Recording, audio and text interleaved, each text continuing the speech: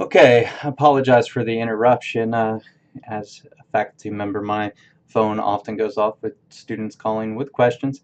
So back to what we were talking about a moment ago with the syllabus, the section-specific syllabus, and responding to papers. So once you've received an essay back with a grade, a rubric grade, and my general comments, you'll go through the essay using Writing Matters, the handbook from 1301, using this document that I provided, Things That Make Writing Teachers Cringe, and using the rubric grade to determine what errors you have. And I'll want you to go in and actually comment on those errors. So if you look at Microsoft Office here, I believe I started talking about this before the phone rang and interrupted the video. You see this is my essay, that's my gag. And let's say this paper got an F for content. I would highlight that, go to review, click new comment, and you see how it brings a comment up over here in a gray column. And then I would type a single sentence does not make an essay. Standard essay form requires a minimum of 5 paragraphs. And then I would have my comment. Or let's say my sentence, I have a grammar error, something along the lines of the doctor in the story states that he is an angel.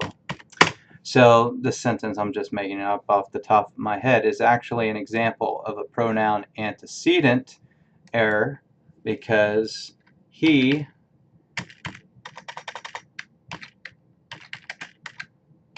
is a masculine pronoun and the noun it replaces, doctor, is neuter. Alright, so what this means is if you get a 1, because my rubric sets things up with 1, 2, 3, and I'll do a short lecture on the rubric later. If you get like a 1 in grammar, then that means you need to go through and really start looking at your grammar and maybe even going to a tutoring service. Here on campus we have that amazing learning center, and they can help you with grammar and mechanics. If you need help with grammar and mechanics and identifying those issues yourself, you may actually request a tutorial session with me, and I'll try to set up a chat session or a video session of some sort if you have access to Skype, if you're an online student, or if you can come and meet with me at my office. During shorter semesters when I'm actually off campus and teaching off campus, it's a lot harder, but during a regular semester, I have regular office hours and we can meet during that time. And I can walk through this with you, particularly if you bring a laptop. So that's how you're going to do that, and you will file, save as. You won't see the box here, but you'll need to, let's open that so you get a window for that too. You'll need to file, save as, save to your desktop, and then whatever that essay's name is, definition essay, which it's not, but we're just going to pick that. And I highly recommend that students create a folder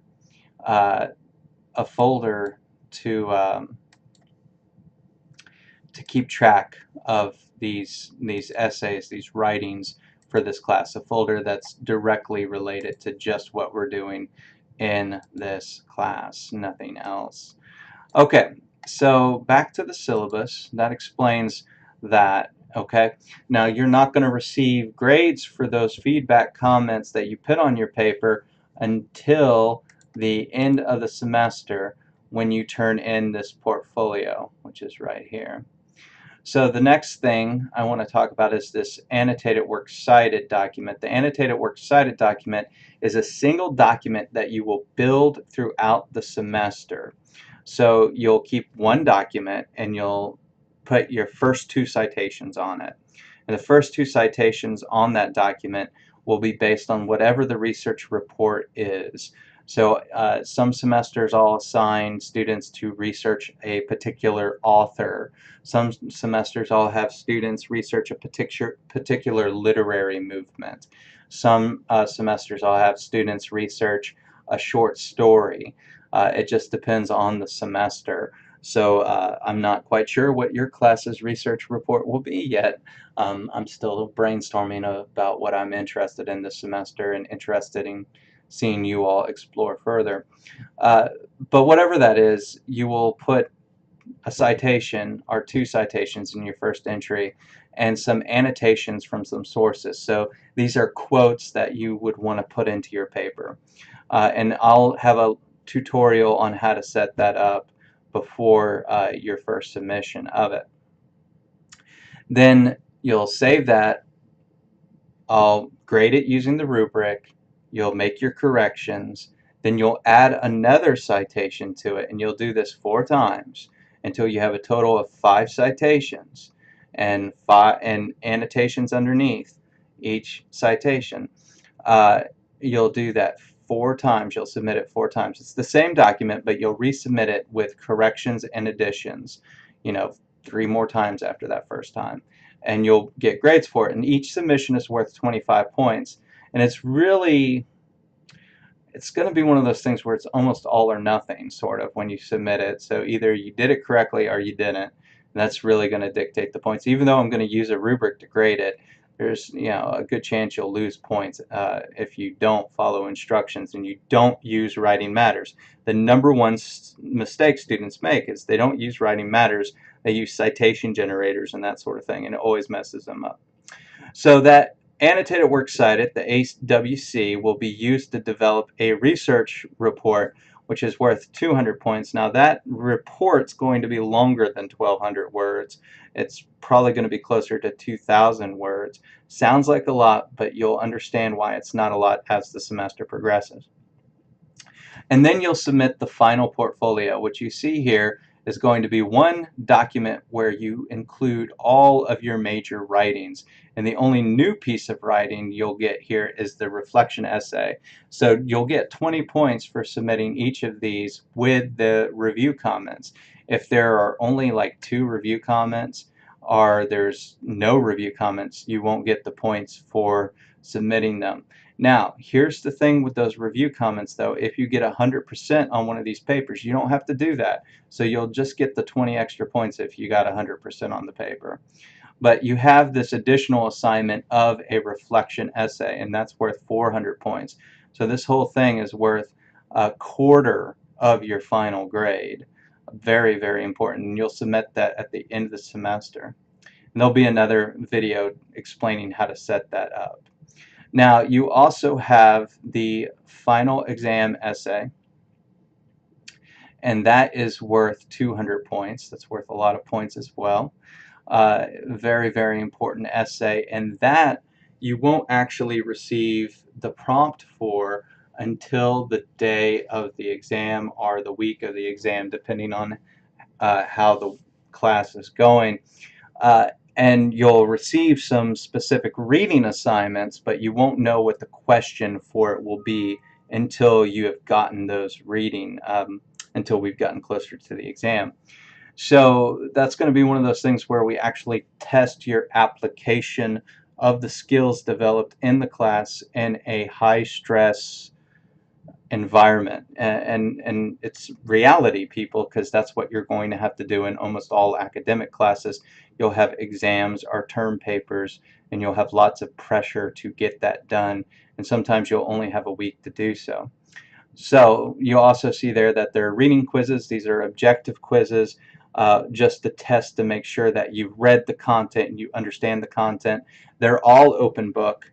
I believe almost all of them can be taken an unlimited amount of times before they are due. So they're an easy way to get 25 points for each one, and there's 8 of those, as we talked about.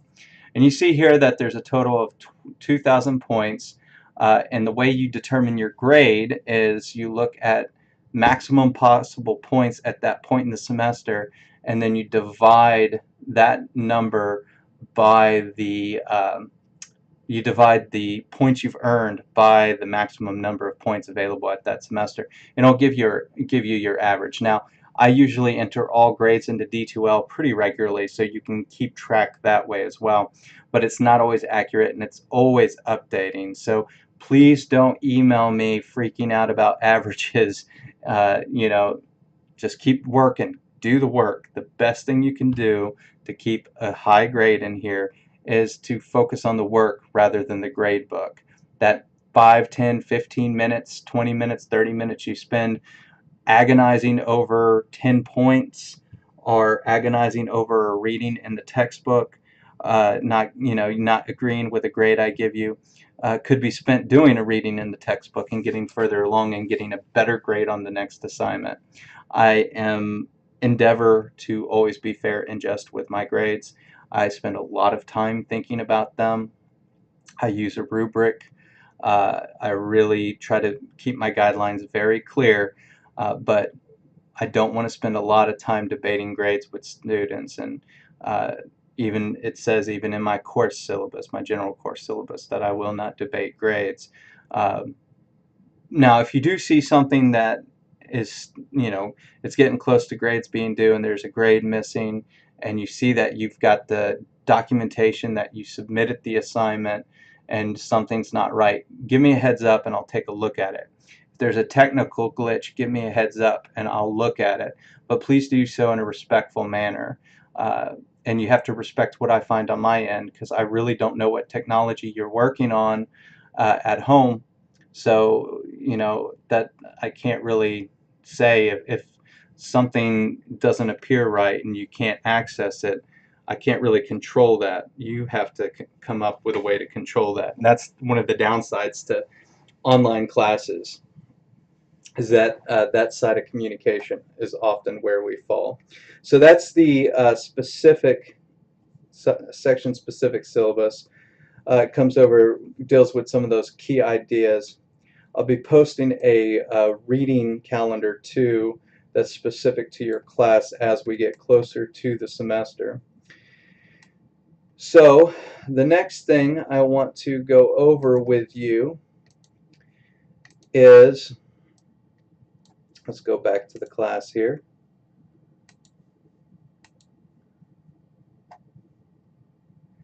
This things that make writing teachers cringe. This document is so, so important to your success in my class. It really is the difference between a 60 and an 80 on most papers. So if you want to make at least a C on most papers, it's no guarantee that you'll make a C, but if you want to make at least a C on most papers, you need to use this document. You need to spend time with this document. You need to review your papers with this document. And then after you've received a grade, you need to use this document to understand why you might have not gotten as high a grade as you think you should have gotten. So it looks at, common word errors. These are things that Microsoft Word doesn't pick up, because these aren't wrong words. They're words that are being used the wrong way. Apostrophe usage, the word a lot. Some other words that aren't listed on here are things like nowadays. Don't ever use the word nowadays in an essay, okay? It makes you look like you're ignorant and you're not. Audiences with formal writing. Writing directly to a teacher or classmates, formal announcements, speech-making tone, overly academic or long words, blustering, saying things like anyone but an idiot could see that. Basically putting down your readers if they have different viewpoints than you. It creates a lot of problems with your writing, and students don't always realize, they don't think that about the audience on the other end of their papers. So you really need to keep in mind, uh, that you have an audience every time you write, that you have an audience. Very important. Uh, very, very important. Appropriate audience language, again, that's like things like nowadays is too folksy, needlessly crude. It took a lot of balls for Einstein to condemn the atom bomb. uh, Cutting unnecessary words, not spinning your wheels, not undercutting your authority. Read all of this and really think about it. It's very, very important. But the number one biggest issue, and I harp on this all semester long, please don't make me have to repeat it again and again for you all, is second person. I really do not understand why students don't seem to be able to get this concept. But for academic writing, you should never use second person. You should never use you, your, or yourself. So just ban that from your writing as of now. It does not exist anymore. It's not words that are available for you uh, to use. Uh, and if you don't understand why, this explains why it's a bad usage. Okay? So just don't do it. Don't use second person. You'll save yourself a lot of grief. You'll save me a lot of grief.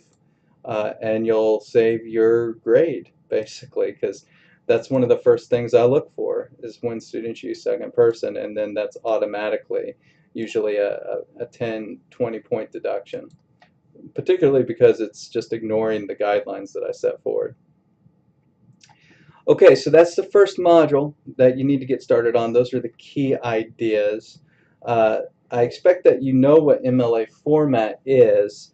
If you do not, Writing Matters, your secondary textbook, Writing Matters by Rebecca Moore Howard, has a section on MLA format, and I do expect that you go and look at that. Uh, section, and you refer to that section whenever you have to do a citation, both in text and works cited. Uh, I believe it starts on page 285 of the second edition of Writing Matters. So take a look at that as well, and that'll cover the first week of content for this class. I'm excited about getting started. I hope you find the class intriguing, and at least even if you're not a reader, as many of my students say they are not, they say, I do not like reading. I hope at least in this class you'll give it a shot and you'll see that there's actually a lot that people can get out of reading short stories and plays and poems. And as always, if you have any questions,